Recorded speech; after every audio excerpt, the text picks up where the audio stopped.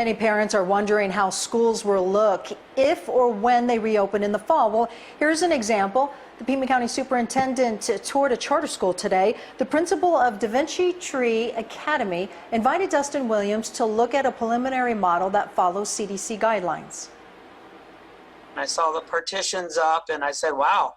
I said, I haven't seen a model like that. And this was one of the first models that we've seen in class. But I have to also accept that we're in unprecedented times and the safety has got to be paramount for everybody. Williams says he wants to partner with as many districts and schools as possible to share strategies of best safety models when classes resume. Meantime, the Arizona Education Department is still on track to issue school reopening guidelines by the 1st of June.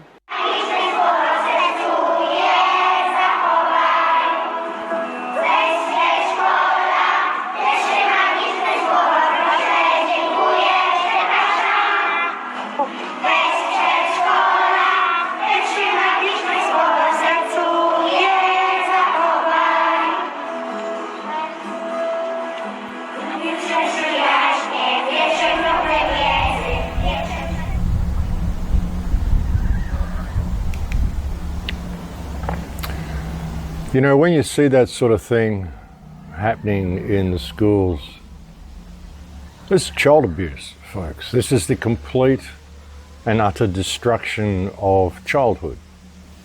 You know, just the obliteration of childhood. The social distancing that we had to carry out for 2 weeks in order to protect us from the terrible pandemic. As I've said so many times, the reaction that the government has undertaken as a response to this alleged pandemic has been far worse than the pandemic itself. And now they're coming for your children. You know, I said way back in the beginning, folks, this isn't going away. This new normal, this social distancing is what they want to do forever now. They're even teaching it to schools here in Australia. Grade 2 students in Australia are being taught the COVID song about how to respect social distancing, and there are penalties for not applying by it, and we're scared of this invisible boogeyman. Like I said, folks, it's the complete destruction of childhood. And as I said, it's not going away. You know, we've got pop-up shops happening now, folks, pop-up stores, new novelty stores which will supply you with everything you need for COVID. Basically everything you need to show the world that you're completely stupid. And you even get scanned when you walk into these stores, folks, but it's okay being scanned because you're being scanned in a really cool, high-tech way. COVID-19 essentials. We're not about to list off a bunch of items. COVID-19 essentials, which probably should include those shoes, is a pop-up store in Aventura. Good timing, huh? Well, we checked in for a visit. Of the times. COVID-19 Essentials is now open on the second floor of Aventura Mall. Anything that's COVID-19 related, we have it. The timing for a pop-up shop like this is pretty perfect. We are all trying to stay safe. The demand was there. Everybody was kind of looking for masks and sanitizers and anything to do with COVID. But before you even enter the store, you're scanned, like in a cool, high-tech way. We partnered up with Kent Security for the thermal imaging camera that we have in the front that literally detects the heat of your body. It even knows whether you're wearing a face mask. Wow. We know, right? I never saw something like that. It was excited when I saw it, and then I started to say myself and see, wow, oh my God. I was excited about it. This is a one-stop shop here, folks. They've got infrared thermometers, face shields, gloves, non-contact door openers, phone sterilizers, lots and lots of hand sanitizer, and of course, masks. Entering Aventura Mall, it is mandatory to wear a mask, and if you're already in Aventura Mall, might as well make it a fashionable mask. So we carry every single mask you can imagine. There's a variety of designer masks. This one's perfect. Plus, ones with carbon filters and a bunch of options to glam up a personalized mask to your liking. People want to have a customize your own mask within a couple of minutes. Everybody wants to express their own fashion, and we're here to really customize the mask A to Z. And we haven't even mentioned the UV light sterilizer that you use like a magic cleaning wand, or the shoe cover dispenser. Very nice shoe modeling going on right here. This pop-up has it all. With all the situation and everything, it's like a toy store. That's our reality right now. We need to protect ourselves and we need to be very careful. COVID-19 Essentials isn't skipping town anytime soon. They plan on being around as long as there is a need for all of those supplies. And by the way, most of those masks are machine washable. We're all into the whole shoe thing. Yeah, I love that. That's a really good idea because I Lysol my shoes. Yeah, and I like that scanner thing too. I mean, I wonder if you could just use it on yourself. I'll take one of everything. Right, exactly. Yeah, give me one of everything.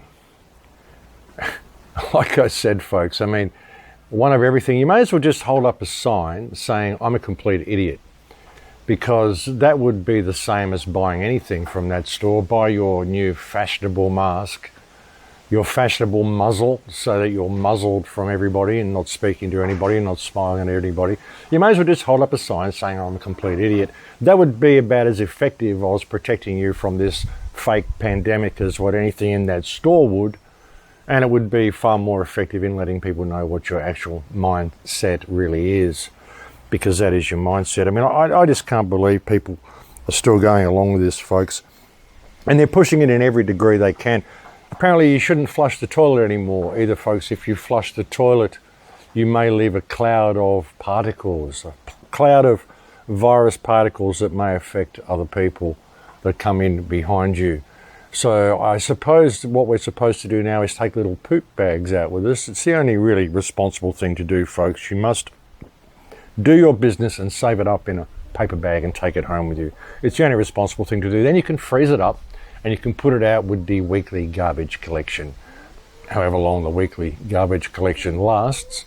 Of course, if you're in a place like Chaz or Chop or whatever they want to call it, I don't think they've got much of a weekly garbage collection in there. And isn't Chaz working out to be the spectacular failure that they wanted it to be? Because they want to show you what happens if you try to get rid of the police and turn away from government. You know, they really want to make things fail and put out as much fear as they possibly can through this whole process, folks. There's so much theatre going on. It really is ridiculous. My last video got deleted from YouTube, by the way. Many of you probably noticed that it did. It got deleted from YouTube. So I've been getting more harassed on YouTube, banned from Facebook, banned from Spotify. I'm getting harassed on Hive now as well.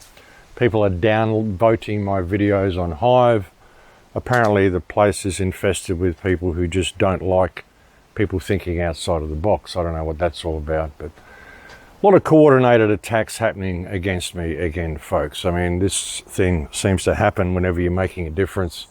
You get these coordinated trolls and attacks against you. It's certainly been happening a lot this year, folks. But like I said, you know, the video was deleted. I think it was probably deleted because of the link I had to the PDF study that shows you that masks are actually quite bad for you.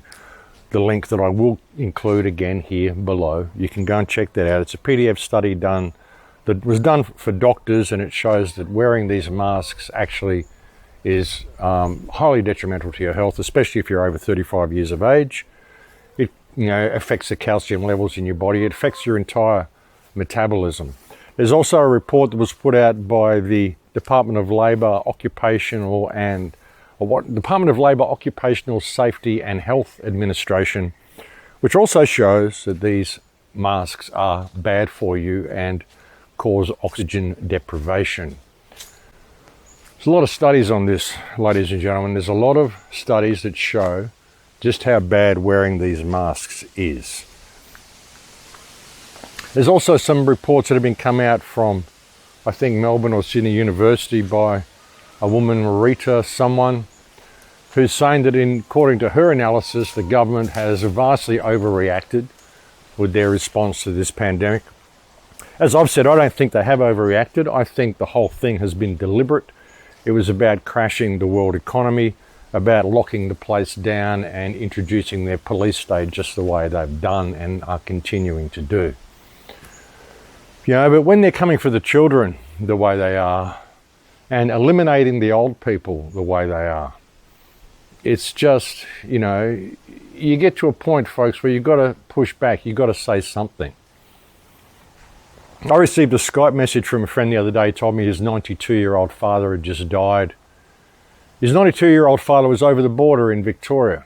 Not too far away from where he lived, but over the border in Victoria. He lived in New South Wales.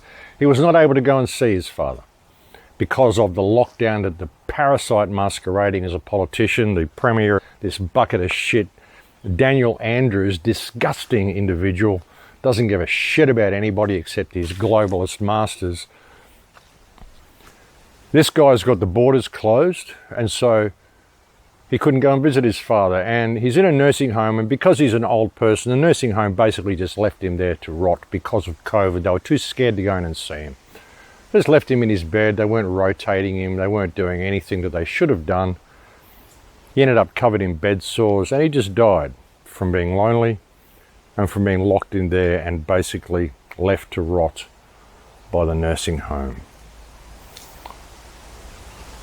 And that sort of thing I find to be absolutely disgraceful, ladies and gentlemen. But that's what's happening. It's Keith over there. Keith with his gammy knee. How are you, Keith? You won't let me look at that knee, will you?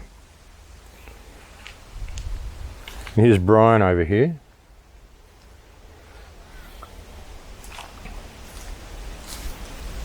But yeah, that sort of thing just really gets my goat, folks. It really does.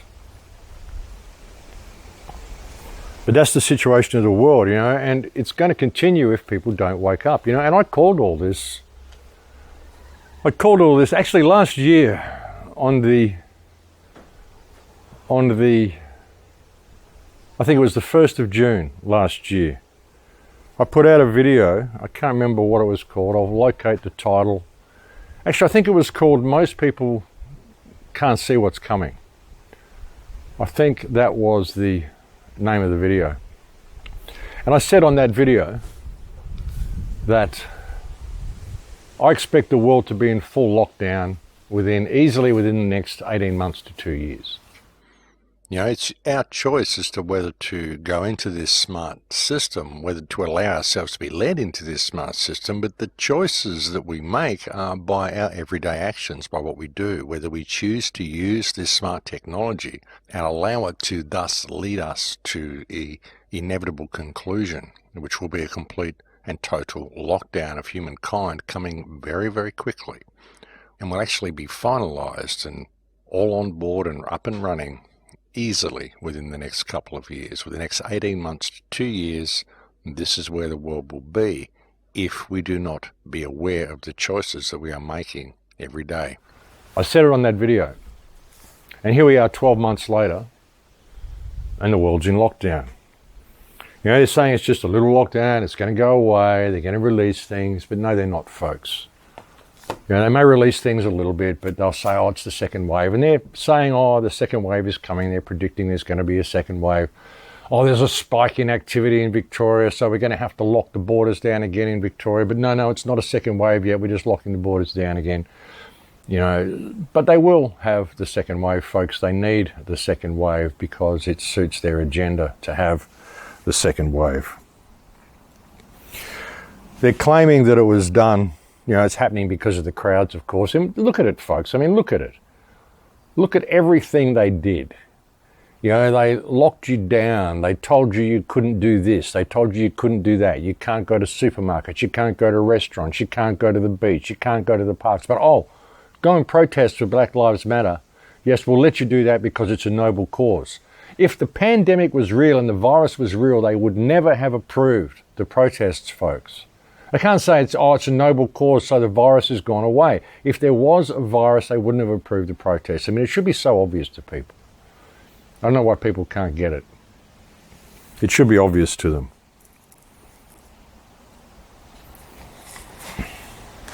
So what do we do, folks? Well, we push back.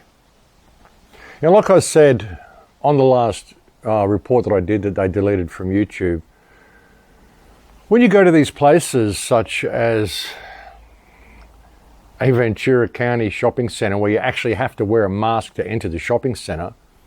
Told them, well, no, actually, it's bad for my health to wear a mask. So if you're claiming that I have to do something that's bad for my health in order to enter your establishment, this is reckless endangerment of the public health. I'd like to know who gave you that order. And then, get your manager. And then the manager comes out and say, well, I'd like to know where the legislation comes from. I need the name of the politician because I want to press charges against them for reckless endangerment of the public health. And then ring up that politician's office and say, what you're doing is reckless endangerment of the public health. Can you show cause why you should not be held accountable and prosecuted for what you're doing? So you're not actually, it's up to them to then prove why they should not be charged for reckless endangerment of the public health. We've got this PDF study that shows that there was a study done for doctors wearing surgical masks back in 2005. We've got the OSHA guidelines, OSHA guidelines, the Occupational Safety Health Administration guidelines, which show that wearing these masks is bad. We've got all sorts of proof that show it's bad. So if you're claiming it's good, show me proof of claim or show cause why you shouldn't be prosecuted for reckless endangerment of the public health. And for these songs that you're teaching children and stuff in schools, at Bogangar Primary School, you should be ashamed of yourself. Whoever the principal at Bogangar Primary School is, I guarantee this person doesn't have children. If they do have children, well, I don't know, perhaps they've lost a few brain cells somewhere in the process, but this is psychological abuse of children. It's stealing children's childhood from them, putting unnecessary fear into them, teaching them to be scared of other people, teaching them to isolate themselves. Isolation is one of the most cruelest forms of punishment that they do to people in prison. What they're doing is they're putting the entire world into prison with these ridiculous rules that they're putting in place. So you can't just say, well, that's no good, I'm not going there, and walk away. You've got to complain about it. You've got to say to them, I want to see the manager. I want to talk to the manager. I want to know who's putting these rules in place, because this is reckless endangerment of the public health. It's psychological abuse of children. If this is being done by someone calling themselves an education minister, we need the name of this education minister so they can explain themselves to us, because this is psychological abuse of children. This is reckless endangerment of the public health on so many levels, not just physically, but also emotionally, psychologically.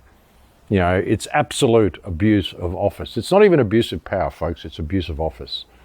And it's important that people see what's going on. But I didn't bring you a report for a couple of days because I've actually been so angry, folks, and some of the stuff that I've been seeing that's being done to the children. Hearing about this friend of mine's father dying the way he did, just alone like that, left to rot in a nursing home. This sort of stuff gets my blood up. It really does. It gets my blood up. I can't understand why people could still possibly have any respect for these parasitic arseholes masquerading as politicians in this country. They're all guilty of treason. They all need to be arrested. They all need to be tried. They all need to be held accountable for their actions. A lot of them, folks. They really do. All of these politicians. None of them are serving the people anymore at all. None of them. Now, it's time we called it. This entire Australian government is an invalid entity, and it's a treasonous entity, and what they have done to the people of this country in response to this alleged pandemic is a crime. It's an absolute crime. We allegedly have 102 people dead from this virus now in this country, and we can't even confirm that they actually died from the virus because the tests that they are administering have an 80% false positive. And I'm just going to do another 30 seconds on testing. These tests are not 100% sensitive or specific.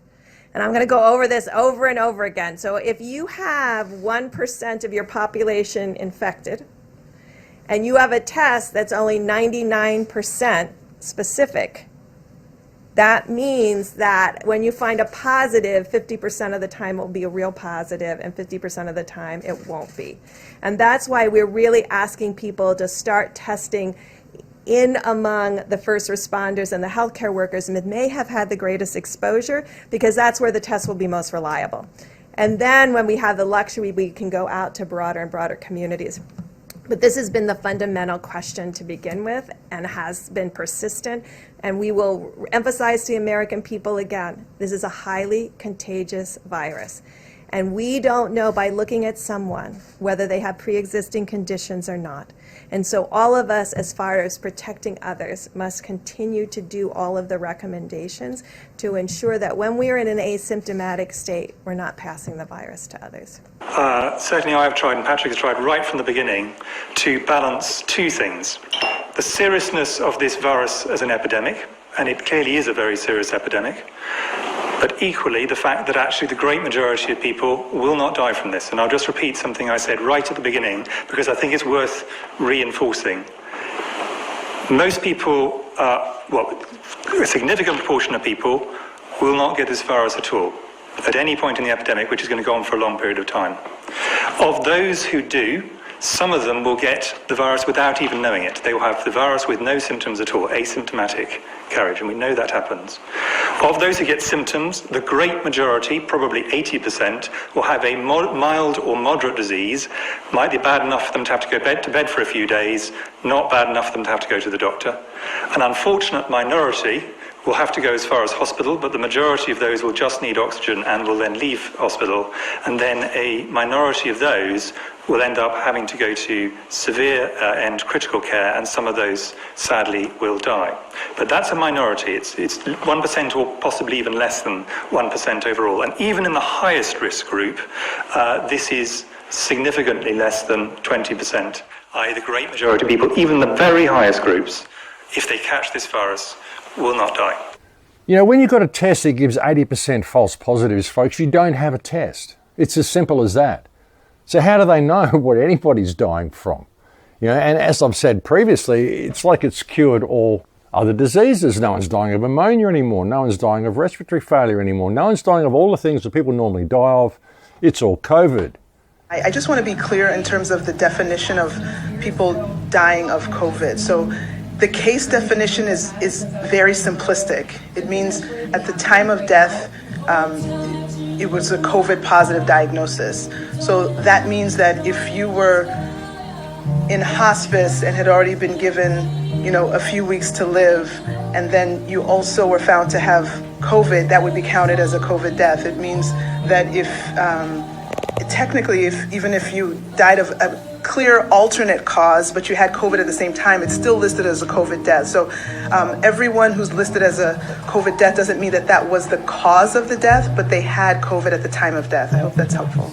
Total death rate. It's worth remembering again that the ONS rates are people who got COVID on their death certificate. It doesn't necessarily mean they were infected, because many of them haven't been tested, so we just need to understand the difference.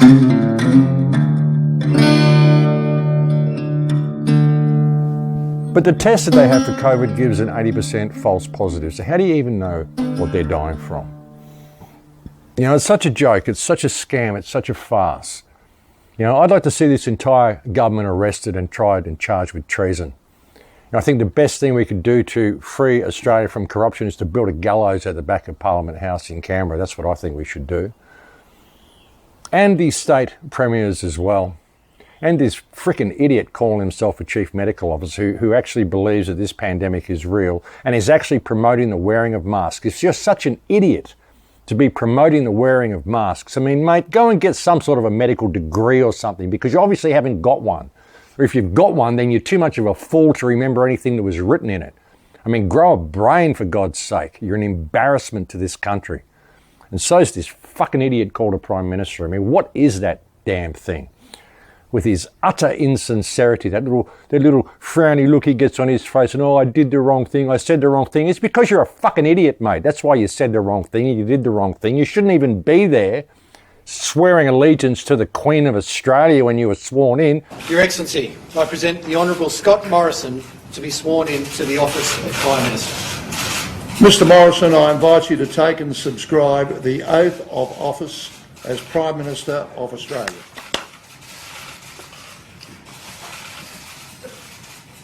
I, Scott John Morrison, do swear that I will well and truly serve the people of Australia in the office of Prime Minister, and that I will be faithful and bear true allegiance to Her Majesty Queen Elizabeth II, Queen of Australia, so help me God. Who the hell is that bitch? Who's the Queen of Australia? There is no Queen of Australia. What, you get this woman out of a Pop-Tart or something? It's got a little diagram out of a cracker or something, out of a bonbon for Christmas, and it said, oh, Queen of Australia, gee, I'll swear allegiance to this thing. Whatever it is. There is no Queen of Australia, mate. You're a liar. You're a treasonous parasite, and you need to be called out for what you are. And what you have done to this country is absolutely disgraceful and disgusting. All of you people. All of you people. Yeah, folks, it gets me quite irate thinking about this. It really does. You know, just the brain dead nature of the people in Australia that are putting up with this and going along with this. Because this is going to kill all small businesses, and it's not going to go away. Like I said, they'll relax the restrictions a little bit for a little while, and then it'll all come back because they need it to, because they want it to, because it suits their agenda. And if, you know, they wouldn't be putting all these marks in shopping centres, you wouldn't have these pop-up shops opening in California, you wouldn't have them teaching children songs like this at school if they intended this to ever go away. So it's up to us to call it. It's up to us to call it for what it is, folks. Yeah, I'm doing my best. I mean, a lot of people are doing their best. I get trolled so much, so I'm totally sick of the trolls. You know, the flat earthers and the people who believe that all shootings are hoaxes, who constantly troll me, constantly flag me. You know, a lot of people may remember back in February, I was the subject of some sort of an electromagnetic attack. And what it did was flip my personality. Had me saying things I can't prove. It kind of made everything backwards for me. It took me like 10 days to get over it. It was right when I was reaching people. I was reaching a lot of people with my reports on the Australian fires, and I had a lot of attention, and so they hit me with something, just so I would discredit myself. And during that process, one of the things I said when I was in this discombobulated state was that the earth is flat. Then when I retracted that statement, so many flat earthers absolutely turned on me. When I came back to my senses, they turned on me. And what amazed me through the whole thing, because they still troll me over this, saying, oh, you backflipped on it.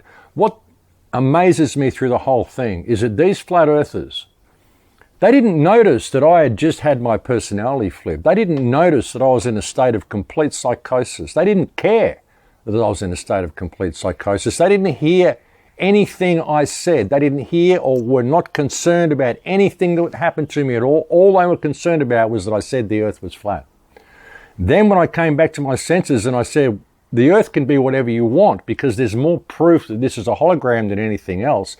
It can be whatever you want, and I don't think it's flat, I don't think it's round, I don't think it's a globe, I don't think it's electrical, I don't think it's anything because there's nothing you can prove. When I said that, they turned on me because they didn't care about anything else. They didn't care what had happened to me. All they cared about was that someone had said something to support their belief system.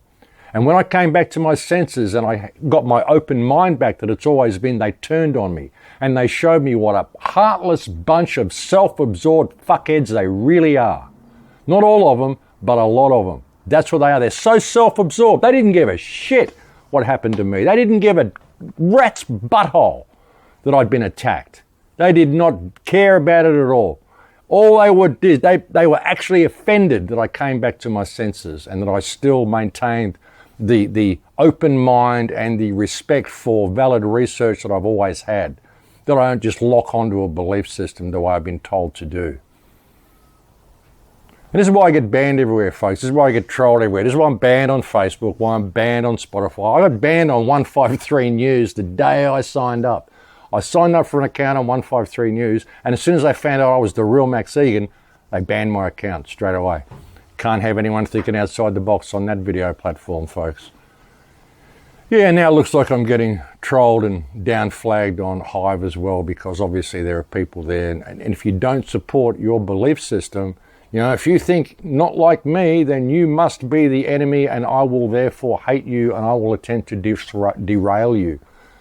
This seems to be the mindset of so much of the so-called truth movement.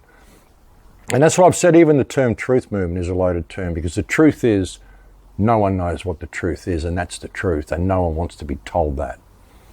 What we've got on the truth movement, so-called truth movement, is a whole bunch of programmed dipshits arguing over their belief systems, and everyone wants to be right.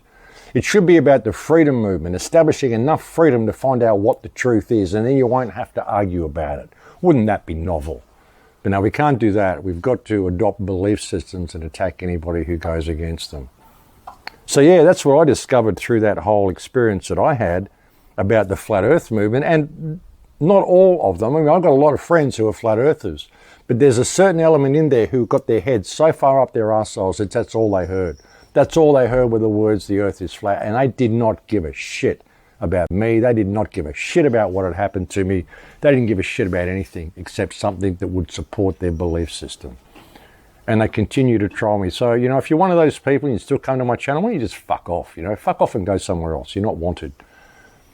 You know, not until you grow up and develop some communication skills anyway. But yeah, folks, because I'm just about over all this shit. I really am. You know, I've been speaking out about all this for so many years now. Like I said, I called this a year ago that we were going to be in full lockdown within 18 months. Back in 2008, on my first film, The Big Picture, I said on that film, World War III has already started. It's just that it's a war that's being waged against the people of the world by the governments of the world, and the people just don't realize it's happening. You know, I created the Full Circle Project, a means so everybody could link up and form action communities and action groups on the ground themselves, get motivated. Nobody used it. Everyone signed up, nobody used it. Now I'm getting all these emails from people saying, Max, now we need Full Circle Project. Well, it was there for 5 years. Nobody used it. It became too expensive to maintain when no one was using it. So, you know, too little, too late. What do you want me to do? You know, I've done all of this stuff to try to motivate people for so many years. What do, you know? No stake in the outcome, folks. That's all you can do. Yeah, a lot of people have said to me, people have been writing to me saying, how do you deal with this? How can we deal with this being an awake person in a non-awake community?